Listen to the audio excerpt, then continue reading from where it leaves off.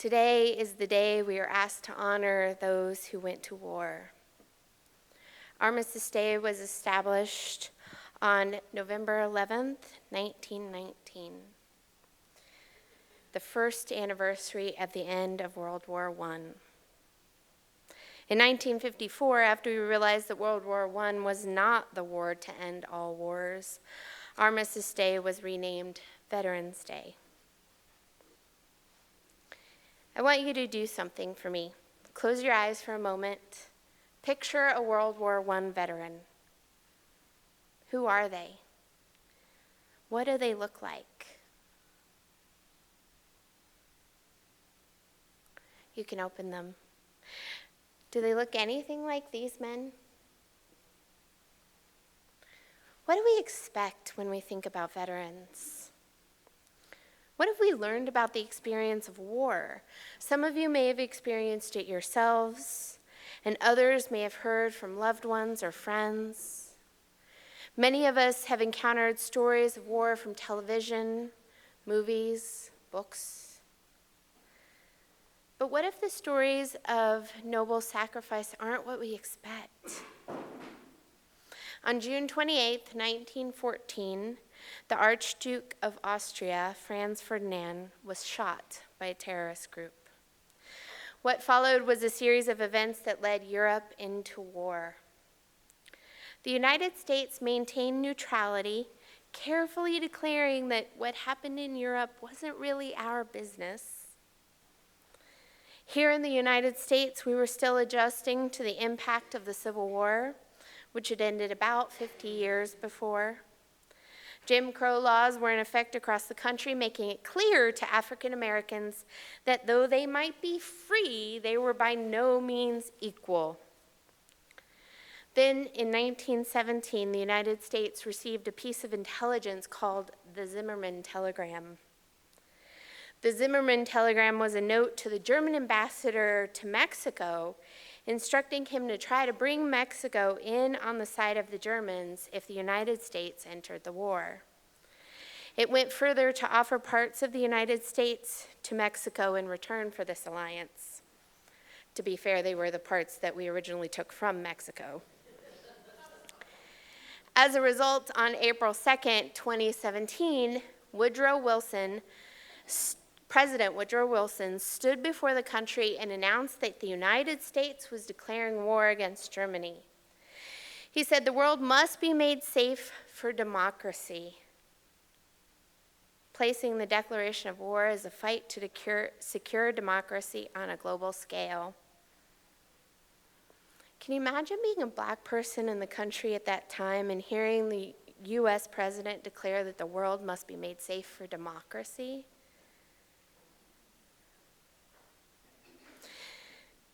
Black folks across the country took notice of these words. Some felt that it was hypocritical of the United States to secure democracy elsewhere when it hadn't done so at home. Others felt hopeful that this might lead to true democracy here. In the Black press, there was disagreement about African American participation in the war, but there was a strong belief that this was a way to gain respect by demonstrating their patriotism and loyalty to the nation. 380,000 Black men heeded W.E.B. Du Bois' call to enlist in the segregated army, many of them hoping that doing so would increase the standing of Blacks on the home front. Many in the Black press and the political leaders believed this would be the way for them to show that they deserved equal treatment under the law. Reporter Peter C. Baker discovered that some white people were concerned about this possibility, even as Black people hoped for it. He says, "For much of white America, frontline military service by Blacks undercut the claims of racial superiority around which their lives and their economies were structured." In a speech on the Senate floor in 1917, Mississippi Senator James K. Verdeman warned that the return of Black veterans to the South would inevitably lead to disaster, writing that Once you impress them with the fact that he is defending the flag and inflate his untutored soul with military airs, it was a short step to the conclusion that his political rights must be respected. I know, right? So many African Americans volunteered for the military after Wilson's call to war that the military stopped accepting volunteers because they had reached the black quota. But when the draft happened, Black Americans were drawn into war again.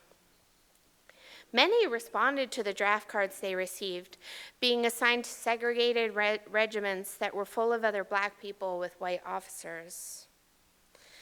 Where Black men were denied their 15th Amendment right to vote, they were generally encouraged to go to war for the country. Although there were significant cases of Southern postal workers holding back draft cards in order to get Black men arrested for draft dodging. Yeah, I didn't know about that either. This morning, when I asked you to imagine a World War I veteran,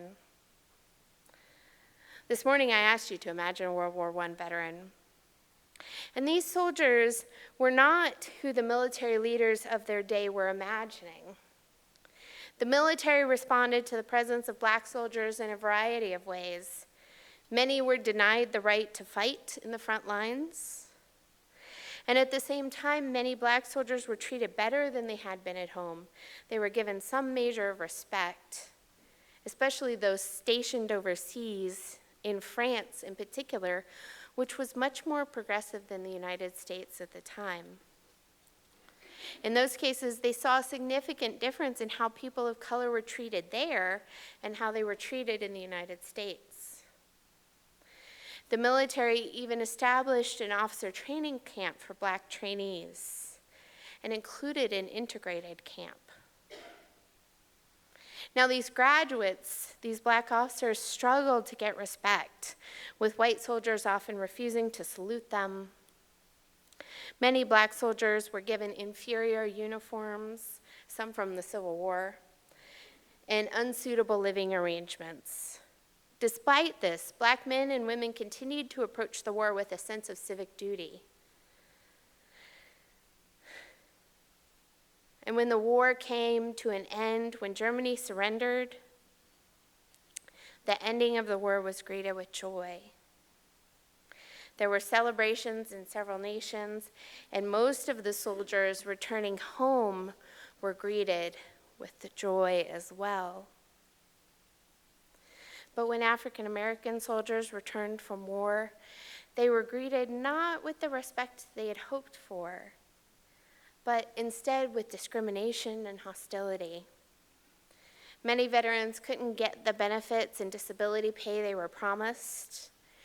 And as Peter Baker says, in the first summer after the war, known as the Red Summer, anti-Black riots erupted in more than 20 American cities, including Houston, Chicago, and Washington, D.C. One newspaper editorial titled, "Nip it in the bud," opinioned, "This is the right time to show them that what will and will not be permitted, and thus save them much trouble in the future." Save them much trouble.